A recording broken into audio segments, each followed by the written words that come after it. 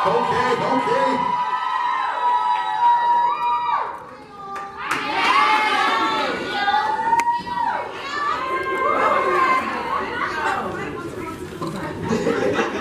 Here we come.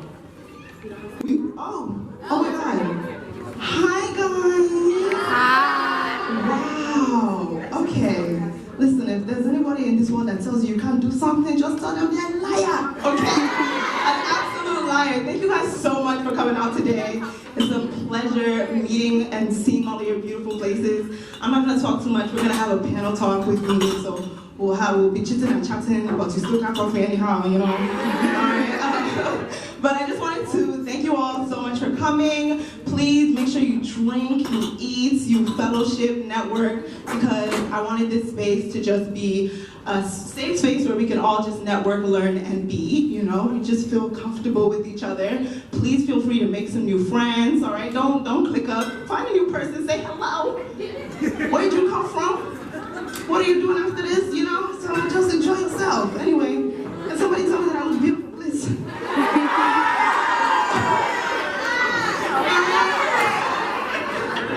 Oh my gosh, all right, so I just want to quickly introduce our host of the event, my good friend, fellow digital content creator. Let's give a round of applause for Neoma Okori.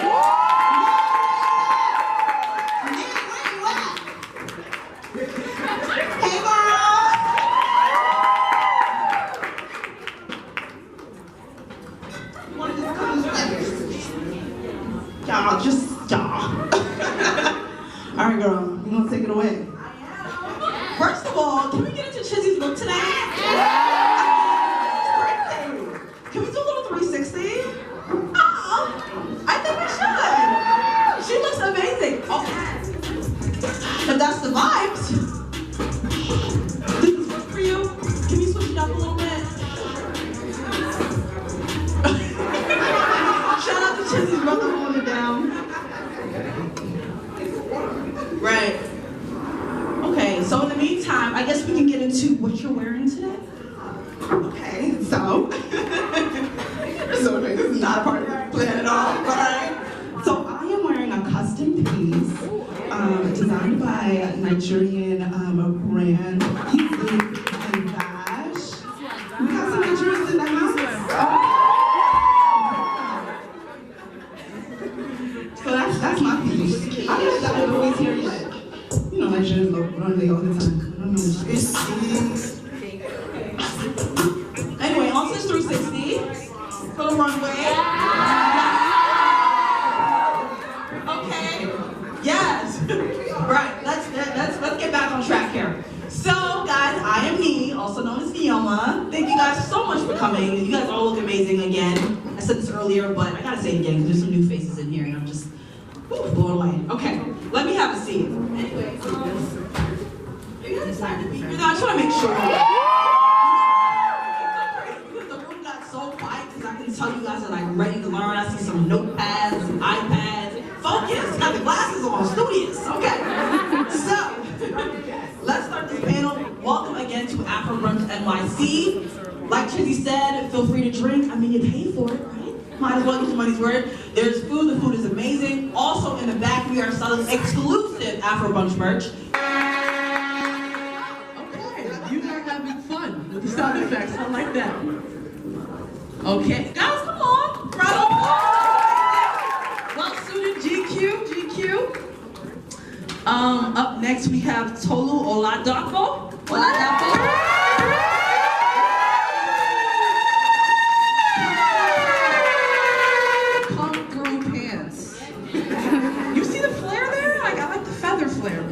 Right, she looks great. That's right. Up next we have Cynthia Andrew. Sit right there. And ladies and gentlemen, this is our panel. Okay, so I'm gonna start off with having you guys introduce yourself, just for our audience. You can start. I feel like my mom still doesn't understand this until today. She doesn't. So, but if I'm happy with it, I feel like they will definitely see it and then be happy with whatever I'm doing. But at the same time, I feel like it's just that whole financial freedom I feel like they're looking out for. And I don't blame them in terms of that. So, but however, it's just trying to be yourself and do whatever works best for you. Yeah. How inspiring, right? So, Janelle, you started your brand as a natural hair. But you know what? When it hit send, when I say the brand loved it, like till this day they're still talking about Neoma. I'm like, okay, they are obsessed with her. Like you can clap for that. They are obsessed with her. And like we want to see more of that. And then since then, I know you've worked with other brands at the company doing similar comedic content. So I think that's a good lesson there. Sometimes it's like it's okay to push back because that made me also push as well, and also stay true to yourself because that will also open doors. It's very easy to get lost. Can you speak on that? Yeah, so a few things. I love that this example really worked for you, but as someone who has also worked with a lot of brands, you can save yourself a lot of heartache by first getting your idea approved. Because a lot of brands will write in your contract that they are going to ask you for edits. They'll say we want 1 or 2 rounds of edits. And the worst thing that can happen is that you're in a position where you share it with them, they don't like it. I'm so happy that this worked out because you were all the way in another continent. What would have happened? But this happens to people. This has happened to me where this isn't where they wanted me to go and it wasn't an easy fix. And so because I had that experience happen, I now always, if they give me kind of like this open freedom to be creative, I usually will sit and think about what it is I want to do. I say I have to meditate. Like I tell my whole family, kids and everything, I'm meditating. I have to come up with ideas. And I will come up with a few of them that I personally like so that it's not just the one that I submit, then they turn it down and then it's like, oh, back to meditating. I'll try to give them a few. That way, if they like them all, I can move forward with it. And I do the same even with photos. When a brand reaches out to me and they tell me they want me to take photos for my social media, it's just gonna be a social media campaign, no blog, no YouTube. I will immediately go into my meditation mode. I'll hit up Pinterest, I'll hit up Instagram, I'll also hit up various outlets like Google and things like that, and I'll start getting photo inspiration. It's not gonna be the photo I take because it's gonna be very unlikely that I'll probably recreate it exactly like that, but I use it as inspo to kind of see, does this direction work for you? Something like this. Does this idea work for you? Does this fit kind of what you were thinking? And I know it's a little bit like more high level to kind of take that approach, but it really does work when you can get the brand on board before you start shooting, because no one is gonna want for them to shoot your idea down. You're gonna be like, that idea was hitting, like why they don't like it? You're gonna be mad, and if you shot it and they said you could just, be creative, do what you want, now you're gonna be really in your feelings, like, well, if you knew that's not what you wanted, why didn't you tell me that? Like you're gonna be, I've had all these moments happen to me, and I was just like, but at the end of the day, I have a family, I have a responsibility, and I need to just take that approach of, okay, I'm gonna make it work. I also have, I don't know if it's my sign, I'm a Pisces, and Pisces in the house. Well, I see the bartender back there. I have a spirit of like love and care, and so it really hurts me when someone else around me isn't happy, even if it isn't something that I did per se. So it wouldn't make me happy to know that I created something for a brand that they weren't happy with. So it's easier for me to not hurt my own feelings by knowing that it's on par with what they're looking for. So my advice for like managing your time is, if you do have a brand partnership, open up that scope of work, your contract, your agreement, whatever they call it, and read through every single line. I don't have attorney skills like Sin, but I will read through it, and I pretty much focus on what is expected of me. What are the things they want me to say? My hands are shaking. I'm so cold. Sorry. What is expected of me? What are they looking for me to do? And then from what are they looking for me to do, the next thing is, are there brand key messages? And sometimes, like Stephen was saying, like it doesn't really fit how you would talk. But most of the time, I know many brands that will say it exactly like this exact sentence, but they'll want you to use the essence of that and to make that your own. So that's what I'll do. But first and foremost, if I didn't feel like me and this brand could connect and I could even make a message about them or a blog post or a social post or whatever, I wouldn't have even partnered with them. Like, it just wouldn't make sense. So the brand key messages might not be how I would speak, but the brand itself is connected and aligned with my brand. So when I'm looking at the key messages, I'm picking out which of these key messages, if I were to say, would feel natural. If I have had experience with the product or the service, then one of these I should be able to speak to because this is what they're saying that they do. So I should have experienced this when I was doing it as well. And the big thing for me is telling my story.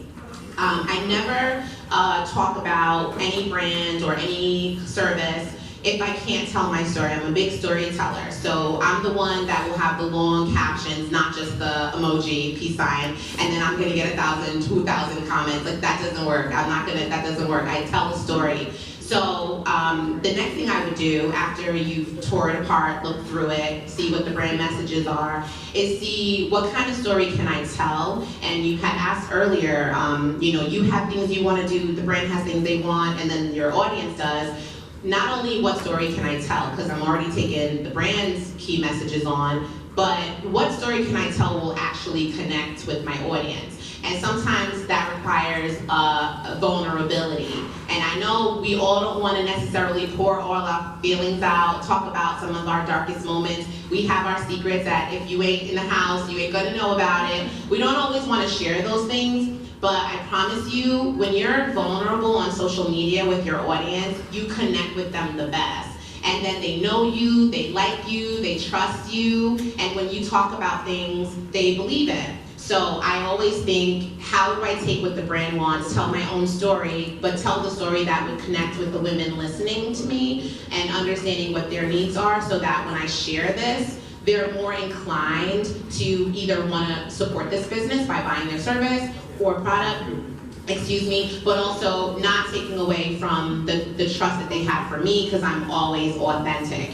And when it comes to now producing the work, if you're a mom, you know that you don't always have a lot of time, but if you're serious about doing this and you really want to take it from just being a hobby to actually being a real business, then that conversation about I don't have the time, you have to stop saying it. That you cannot say that anymore. You cannot say you don't have the time, because you have to make the time. So before I was able to make this a full-time job, I worked in the city as well. I lived in Brooklyn at the time, and I would commute to work, and then as soon as I got home, I would spend as much time as I could with my baby, and after I put him to bed, it was like a 9 to 1. That was my second job. And when you guys were watching my videos, sometimes if you remember, I would be waking up in the morning and my boyfriend, now husband, would be sleeping in the background, and people would be like, is someone moving under the sheets? And I was literally, because I started the video the night before during that 9 to 1 time, and then I was taking the style down in the morning at like 7 a.m. before I went to work, because I was committed to growing it. So not having the time doesn't work. I have kids, I make my content all throughout the day. I take a couple of videos, because you would probably take videos of your kids anyway. If there was no social media, you'd still be taking pictures, you'd still be taking videos,